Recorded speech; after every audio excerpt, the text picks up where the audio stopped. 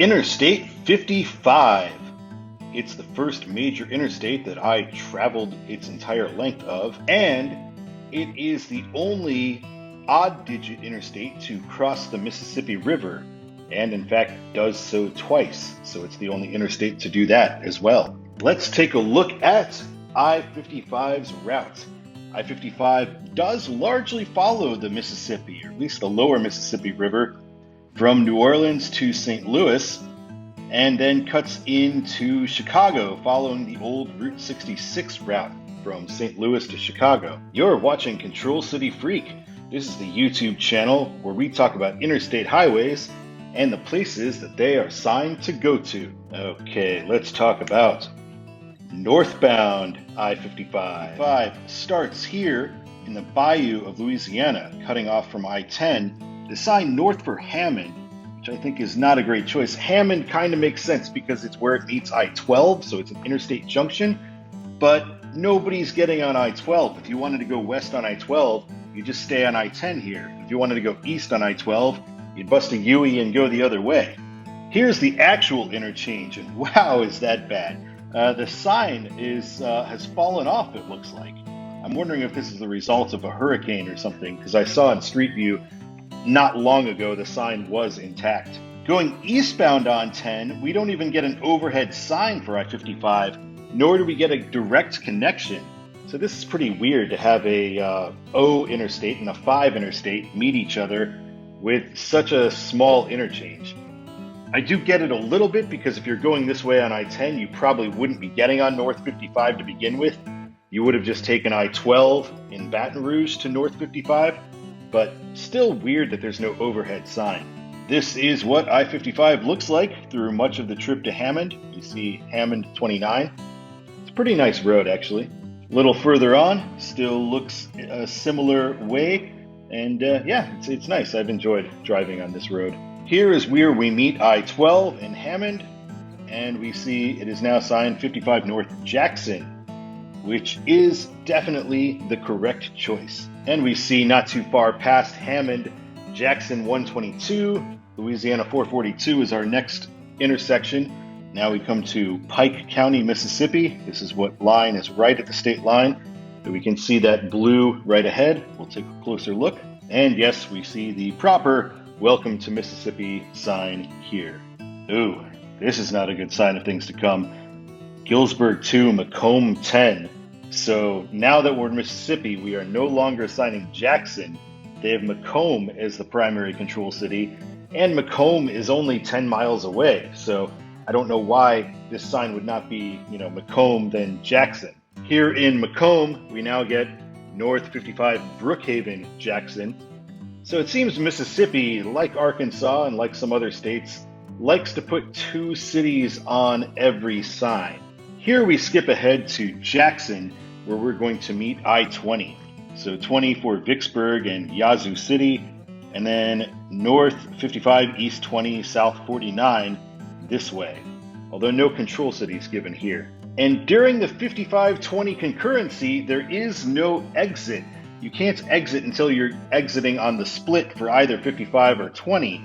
So I think it's a little weird here. We have now 55 North. I really think they should have downtown Jackson and then Memphis here would be the way to go, because we haven't actually gotten to Jackson, the main part of Jackson yet. Here is the exit for downtown Jackson. And on 55 North, we get these same control cities. This stays the same at the 220 intersection for West Jackson. We now get Grenada and Memphis. And here's what I was worried about. See, when Arkansas signs two control cities, they still have the main control city on the signs. Like the primary control is the primary control. But in Mississippi, it seems the secondary is actually the primary. So Memphis goes away and we just have signs for Grenada. So I think this is a bad choice. Memphis should be on this sign. This should be whichever city is next, then Grenada, then Memphis. And I looked at two random signs to confirm this. 100% of the two signs I looked at had the same kind of thing. Small sample size, I know, but I don't have time to check every single sign. So I'm going to assume that this is just how Mississippi rolls. Once out of Grenada, We get Memphis on the signs as the primary control city, finally. And here we meet 69 and 269, exit to Collierville and Tunica, and casinos. And we've got North 55, North 69, signed for South Haven and Memphis. South Haven has 2 exits, and it's a suburb of Memphis. It's like 5 miles to Memphis here. Why not just have Memphis on the sign? Once again, Tennessean is tend to believe in. Here we meet up with 240. According to Google Maps, this part is still I-69, but Tennessee is not signing it as I-69 yet. Instead, we get 240 North Little Rock, 240 East Nashville, 55 North St. Louis. I do think 240 North Little Rock is probably not the best, because I think it's actually faster to take I-55, because you meet I-40 in Arkansas anyway. 240 North should probably be signed for downtown Memphis. Here is the actual interchange. It is a left exit and a lane in, so it'll be a 1-lane exit. And we see a good pull through for 55 North St. Louis, the correct choice. Here we approach a pretty terrible cloverleaf that I-55 has to go through near downtown Memphis. And we can see there, you get this 25 mile per hour ramp on the main line of a X5 interstate. So definitely not ideal. I think it probably stemmed from a freeway being canceled here, but that would have been like 40, 50, 60 years ago that would have happened. You would think in that time they could have rebuilt this into a better interchange. Here we cross the Arkansas-Tennessee or the Tennessee-Arkansas bridge. I forget which order it is in. And we pass into Arkansas on this bridge. And here's just another look at that bridge. Wow, it's a narrow bridge there crossing the Mississippi River. On the Arkansas side, we meet US 70, and we are assigned for 55 and 40 before they actually merge together. Because it is a Y intersection, there is no way to go east on 40 from here. Although it would just take you back to Memphis, so I don't imagine there'd be much reason for that movement anyway. Here is where 40 and 55 split. 55 signed for Blytheville and St. Louis. Arkansas doing its thing and signing a secondary control city and a primary. In this case, a secondary city that's in Arkansas. And 55 keeps with Blytheville and St. Louis. Here as we meet 555. I believe this used to be US 63. Maybe it still is and is unsigned, heading toward ultimately Jonesboro. And see, Arkansas is not doing the same kind of thing that Mississippi does. We get Blytheville and St. Louis on the sign instead of finishing it at Blytheville. This is the way to do it. Here we see the blue Missouri welcomes you sign with a welcome center ahead in 20 miles. It also looks like from the yellow on this road in the middle that this used to be US 61. This used to be a 2-lane highway, and when they converted it into a divided highway, when they upgraded it to I-55, they just painted in the white dashes here. And we continue. Sensible control signs here. We've got the next exit, and then we've got Sykeston, which is where we meet I-57, and then we've got St. Louis. Here we meet I-57, and I-57 is signed for Chicago, way down here. Gotta love I-57 being consistent with its control cities in both directions the whole time, I think. We'll find out for sure in a couple of episodes. Another sensible mileage sign. We've got Benton, Cape Girardeau, and St. Louis. Then we have Highway E and St. Louis. I looked at a couple of these from the rest of these. It's always just the next exit, usually a highway, then St. Louis. So we'll jump ahead to St. Louis. Here on the edge of St. Louis, we get the exit for 270 and 255. It's the same ring road, it just changes numbers on either side of 55. I always have kind of wondered why they didn't just go with one number for the whole thing instead of 2 numbers. But then I guess it would intersect itself if it were the same number all the way around. Near downtown St. Louis, we get 44 West Tulsa, and now we will be duplexed with I-44 for a brief period, heading into downtown St. Louis. And our control city for I-55 is actually Illinois. And coming into downtown St. Louis, we are getting north 55, east 64, and 270 east Illinois. There is not an option to get onto westbound 6440. And now we cross the Poplar Street Bridge for the first of, I assume to be many times in this channel. You see there are a lot of highways that cross this road. I've always found this confusing when I'm driving in this area. So we've got two signs for the left two lanes and for the right two lanes that say the exact same thing. I do know if you stay on the right one, you'll also have the option to exit for downtown East St. Louis, but they don't tell you that here. So it is a little bit weird, and then they all meet together before you meet 70 and 64. 55 to East 70, Chicago, Indianapolis, and 64 for Louisville. And welcome to Illinois.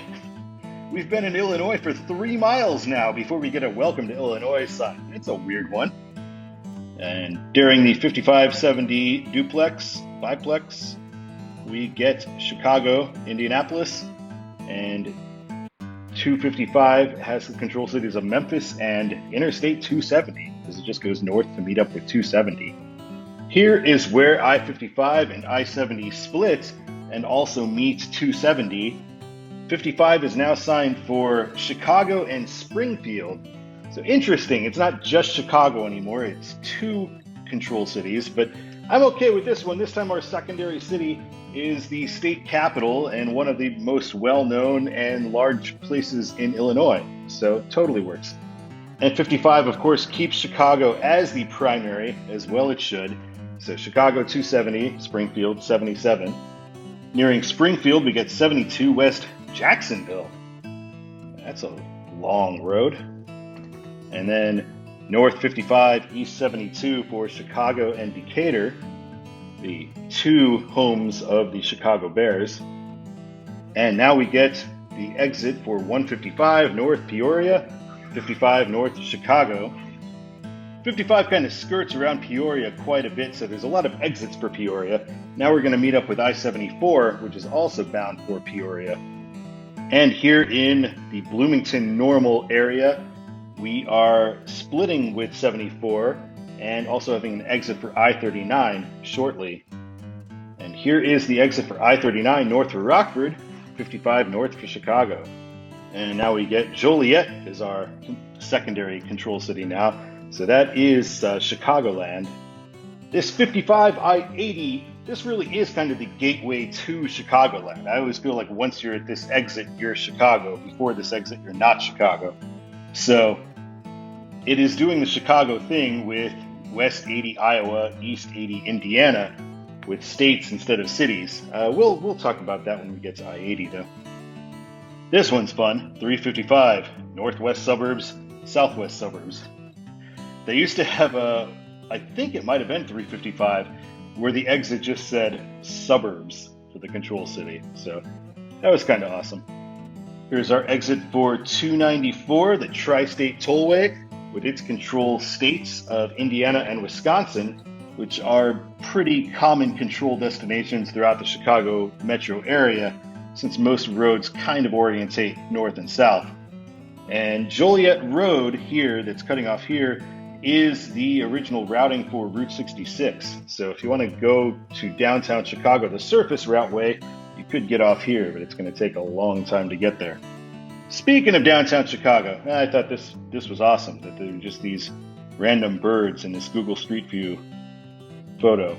So we've got 55 now with the control city of Lakeshore Drive and the exit for the Dan Ryan Expressway, Indiana and Wisconsin, east-west. The west exit is way before you meet it, a good mile or so before you actually meet the road. And now we have the 90-94 East Dan Ryan Expressway, Indiana, this exit. Here we get the end of I-55, 41 North, Lakeshore Drive, South Lakeshore Drive. No trucks one way, all trucks the other way. And we get a nice end Interstate 55 right at the split there. Isn't that nice? So you can kind of see Lake Michigan a little bit there, this famous interchange that we've seen in so many different TV shows and movies. And I will show you a lot more of that in the southbound episode of I-55. For now, let's talk about Todd's the way it should be for Interstate 55. I'm going to say, you can probably guess, Interstate 55 northbound should be Jackson, Memphis, St. Louis, Chicago. For the most part, it is that way because Tennessee, Arkansas, this time Missouri, all do pretty well. Down south, they could fix it a little bit though. We will talk about southbound Interstate 55 in a very near future episode. That will wrap up this one. Thank you so much for watching. My name is Todd. Appreciate your viewership and keep on trucking.